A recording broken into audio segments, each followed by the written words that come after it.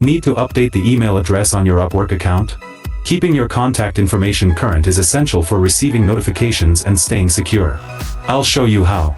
Welcome back to Guide with Samuel. Your email is your primary identifier on the platform.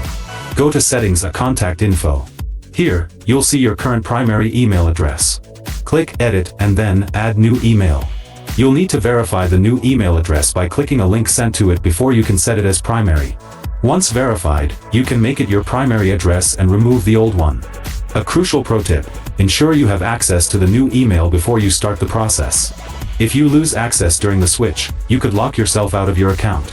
It's a simple process, but it requires careful execution. And just like that, you can keep your account information up to date. Changing your email ensures you never miss an important notification from Upwork or a client. How often do you review your account settings? For your final question, subscribe for our next video on how to delete your Upwork account. Thanks for watching.